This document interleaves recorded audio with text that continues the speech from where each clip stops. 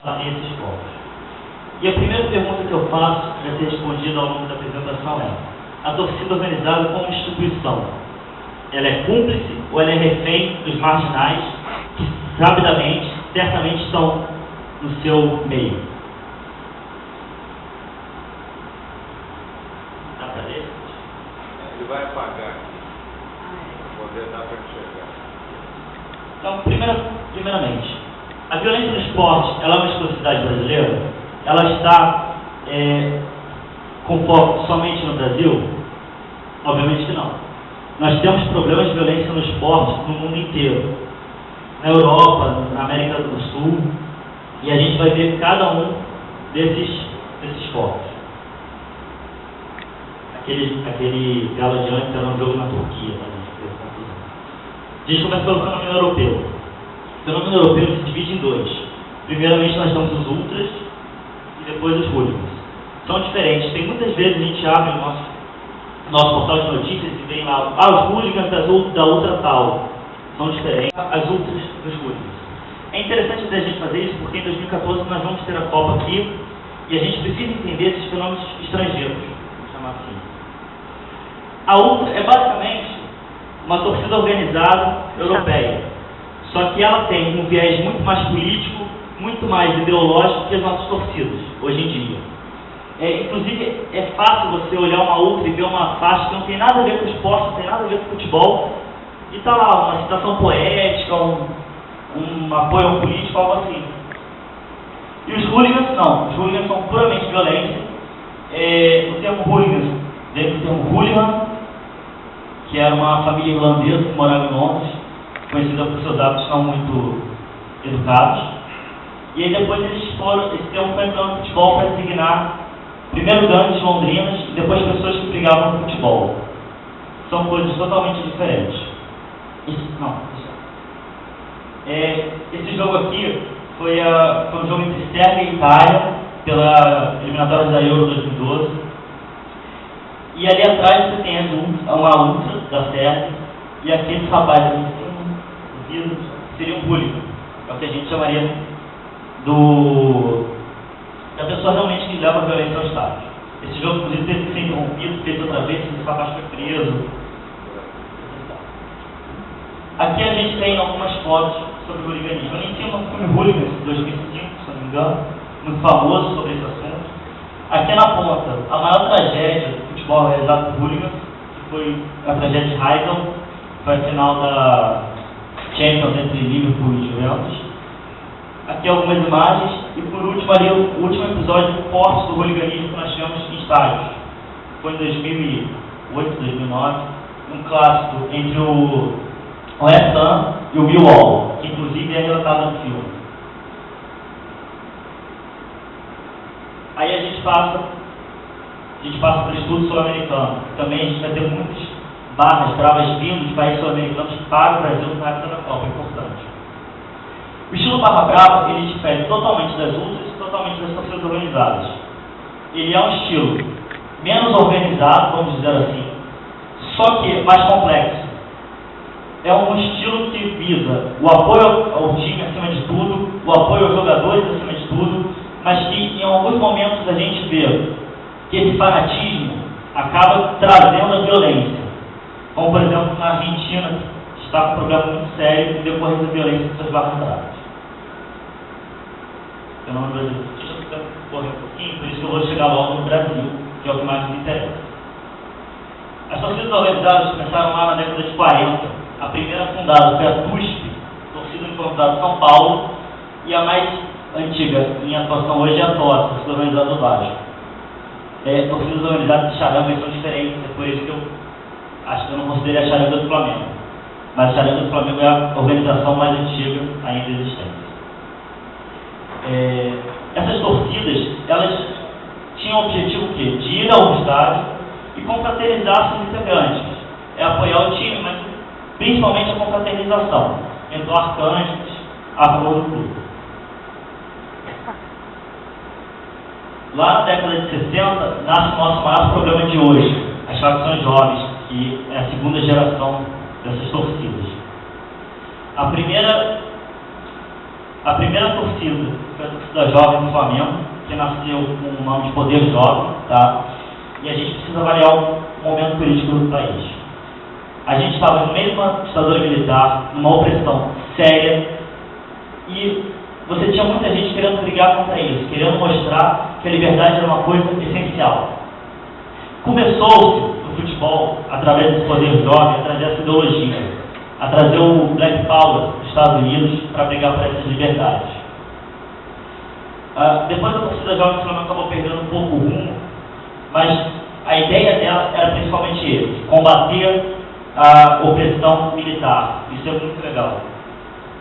O objetivo das torcidas que vieram depois continuou sendo esse, e lá na década de 80 e 90 a gente vai ter uma mudança. Aqui são as 4 maiores torcidas jovens do Rio de Janeiro. A torcida jovem do Flamengo, que é de 67, a torcida jovem do Botafogo, que é de 69, eu acho, e a força jovem é de 70. Aqui a gente tem a terceira geração. A terceira geração são torcidas nascidas na década de 80. Obrigado. E tem uma diferenciação para a segunda. Para a primeira, para a segunda. A segunda, ela visava combater o sistema, combater a opressão militar. A terceira, já nascida com uma ditadura mais enfraquecida, algumas até sem ditadura mais, não tinham esse objetivo.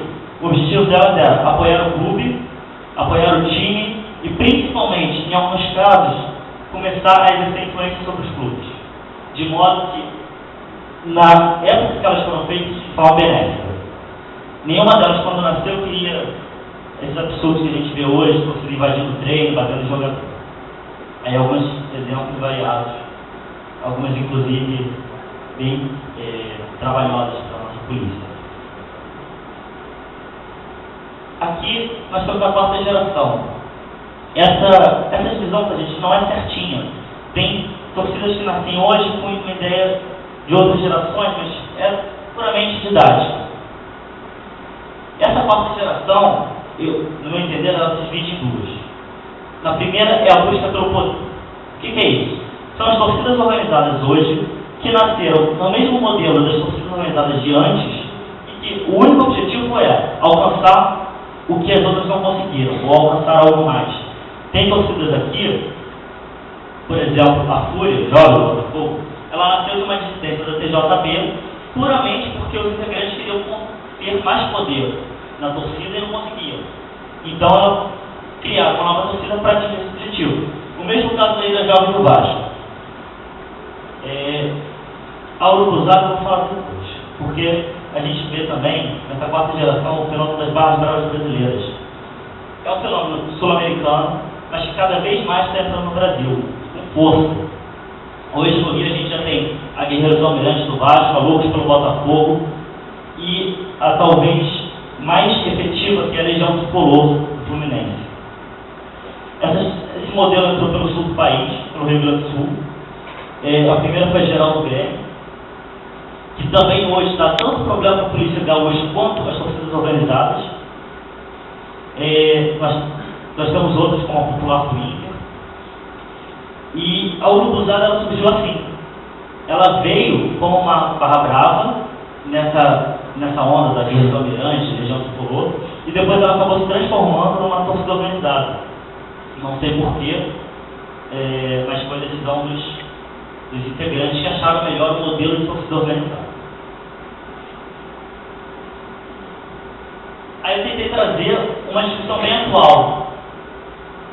Visto todo esse mecanismo de torcidas organizadas, falou-se muito essa semana sobre a possibilidade de fiscalizar Vasco, Botafogo e São Januário. Aí eu fiquei pensando, pô, será que será que não é possível? Tentei dar uma estudada, e aí eu passei a semana tentando observar pontos. Na sexta-feira eu descobri que é impossível. Se alguém aí é vascaíno e tinha alguma esperança de ter classe em São Januário, exista, tá? Porque o Vasco assinou com o Ministério Público um TAC, Termo de Ajustamento de Conduta, que praticamente proíbe classe em São Januário até 2016. Para ter, vai ser muito difícil, muito complicado.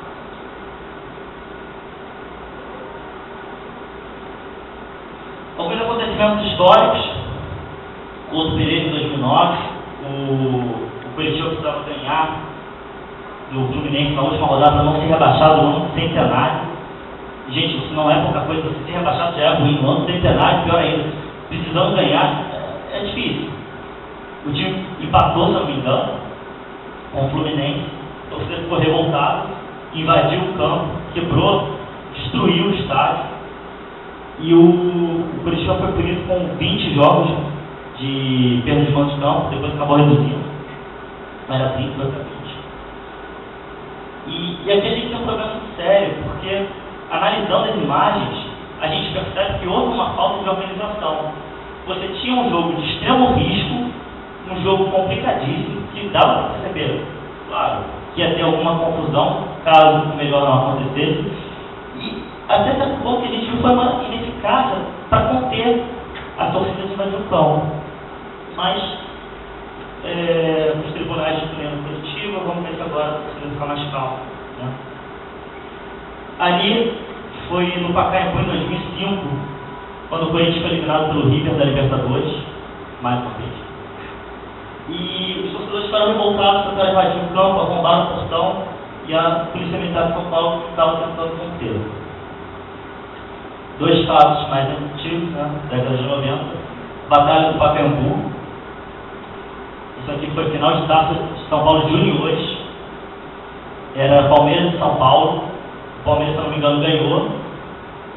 A torcida do São Paulo invadiu o campo para bater nos jogadores. E a torcida do Palmeiras invadiu o campo para bater no São Paulo. Foi algo mais ou menos assim. E teve mortes, teve muita gente ferida. Ali foi São Januário de 1994, Vasco e Santos. Para quem não conhece São Januário, tem uma grade apenas que divide as duas torcidas. Embora a principal torcida do Vasco fique longe dessa área, não é difícil acesso. A torcida do Vasco foi até essa área, pulou a grade para pegar a torcida do Santos. A torcida do Santos, em desespero, pulou para dentro do campo para perseguir a torcida do Vasco. A torcida do Vasco pulou para dentro do campo para perseguir a torcida do Santos. Aqui são casos de torcedores falecidos.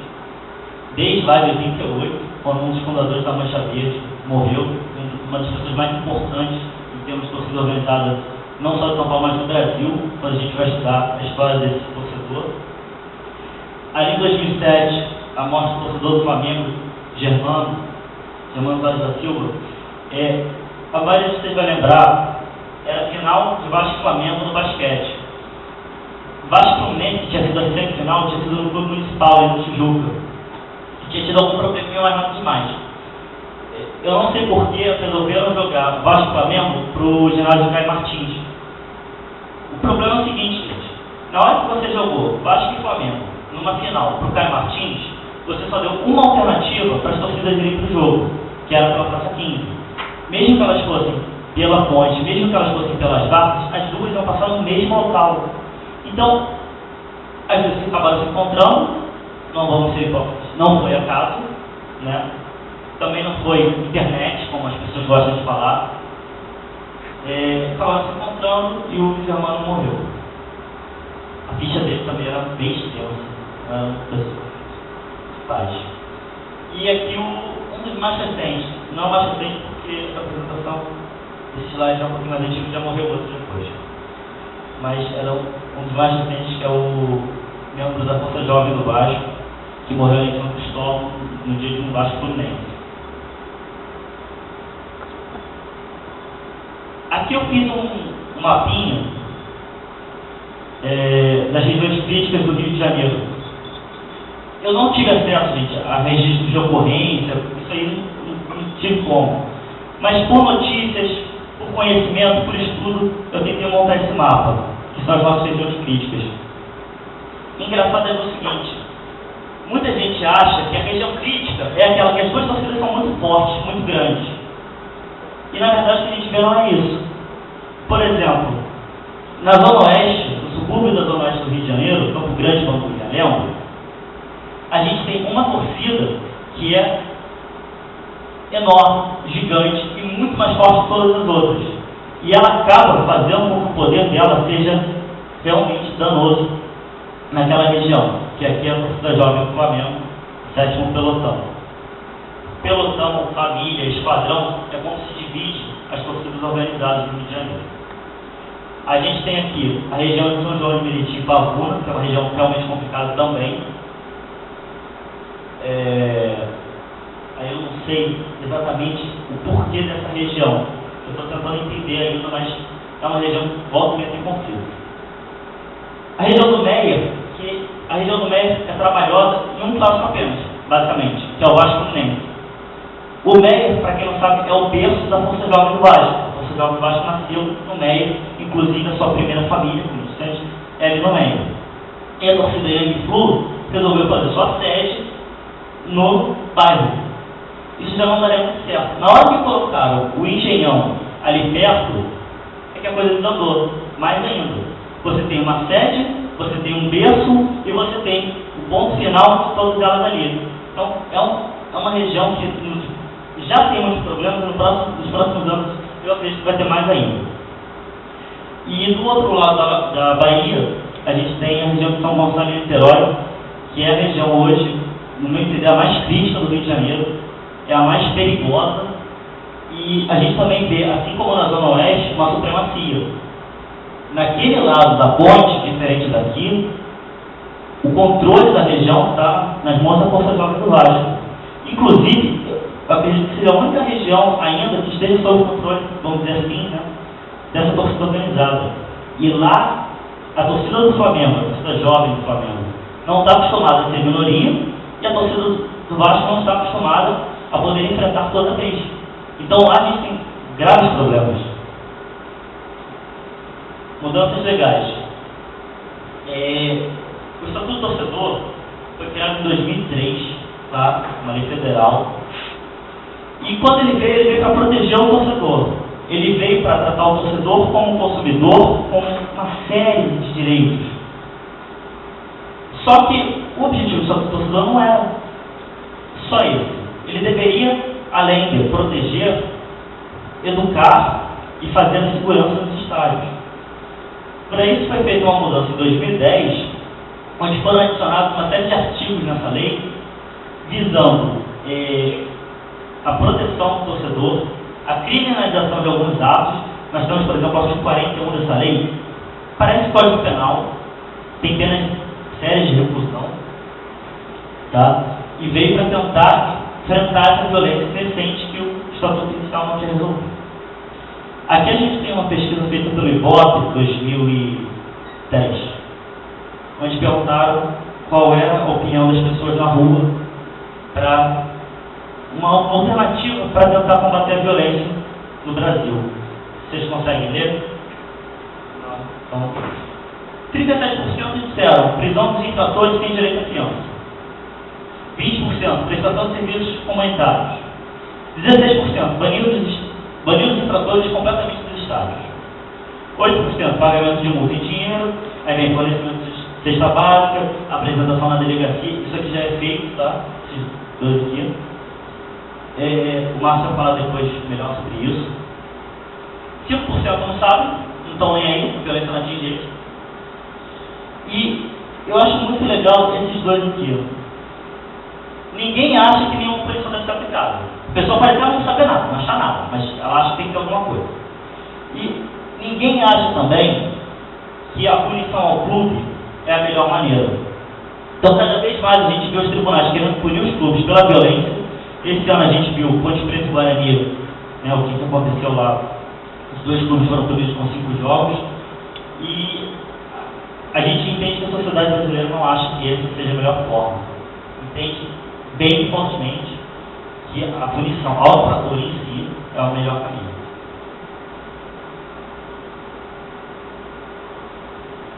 Esse aqui talvez seja o maior problema hoje das nossas torcidas, que é o braço político nelas e delas. Lá quando eu falei de segunda geração, eu falei que ela queria combater o sistema, tinha político. Quando eu falei da terceira geração, elas queriam mais poder nos clubes, tinha político. E na quarta geração, então era pior, elas queriam mais poder dentro delas mesmas.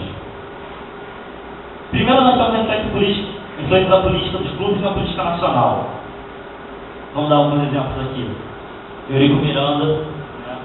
e outros dirigentes, Patrícia Morim, Roberto Dinamite, que são dirigentes dos clubes e se candidatam, ou vice-versa. Influência da política das torcidas organizadas na política nacional. E aqui são próprios ex-integrantes das torcidas que acabam se candidatando. A gente tem, por exemplo, isso muito forte em São Paulo e Paraná, onde talvez seja mais organizado nesse sentido.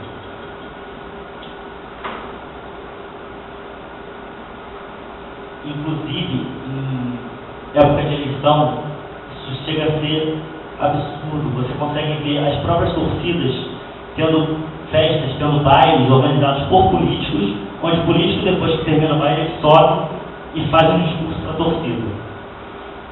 Os nossos velhos showmistas, né? Influência da política das torcidas organizadas nos clubes. Isso aqui, desde sempre, mais acirrado nos últimos anos, porque antes eles chegavam, negociavam com dirigentes. Hoje as torcidas organizadas estão virando dirigentes dos clubes. Isso já acontece nos dois maiores clubes do Rio de Janeiro, né? E a influência da política dos clubes nas torcidas organizadas, que é aquela entrega de ingressos para a torcida organizada, é aquela sessão de ônibus para a torcida organizada, que é um meio que o dirigente tem de controlar a torcida organizada. Aqui a gente tem alguns exemplos, né? Aqui é o presidente do Conselho Fiscal do Flamengo, ex-presidente da torcida jovem do Flamengo. Ele foi quem teve uns atritos com o Zico naquela época.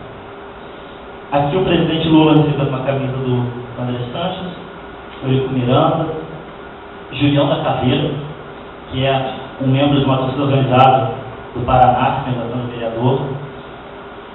Aqui tem o Lula sendo homenageado numa bandeira de torcida, o Lula recebendo uma camisa da Força Jovem do Vasco, do atual vereador Roberto Monteiro e presidente do Conselho Deliberativo, acho que ele é presidente do Conselho Deliberativo hoje, eu acho.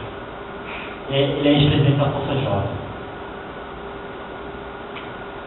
Torcida organizada não é só violência, torcida organizada não é só briga, torcida organizada é algo mais. Você tem na torcida organizada gente que briga, você tem gente que se esconde na torcida organizada para brigar, mas você tem muita gente boa, você tem muita gente que realmente quer aquela exposição como de apoio ao clube e, na medida do possível, de assistência a torcedores ou aquele que tem nada a ver com futebol sequer. Aqui então eu botei dois projetos muito legais que a Força Jovem faz em Petrópolis. Nesse caso aqui foi doação de brinquedos para um orfanato, e no outro é o projeto Sopão, que todo ano eles fazem, sempre chega no inverno, eles estão distribuindo sopas quentes para os mendigos, para as pessoas menos favorecidas. E aqui embaixo a torcida da loucura do Atlético Mineiro, que tem uma coisa engraçada. Você, para montar uma subsede da torcida, para você poder se reunir e usar o nome da torcida, você é obrigado a fazer uma ação social. Você não pode criar uma subsede da torcida para nada. Você tem que fazer, senão você é descredenciado. E além dessas ações das subsedes, a própria torcida faz uma série de ações de âmbito até nacional, que é a doação de sangue, contra drogas e por aí vai. A questão aqui é fazer o seguinte: a gente sabe que tem gente que briga dentro de torcida, e a gente sabe que elas não são punidas por isso. E agora a gente está vendo que tem gente também que não quer brigar, que quer agir dentro da lei, e que acaba levando essa marca, né, que as pessoas até chamam de hooligans erradamente, mas para designar o torcedor organizado que briga. E aí, diante de tudo isso, eu acho que a gente não pode, para concluir, dizer que a torcida organizada é cúmplice desses marginais. A gente tem que entendê-la, tem que saber diferenciar que nela há marginais e a gente de bem.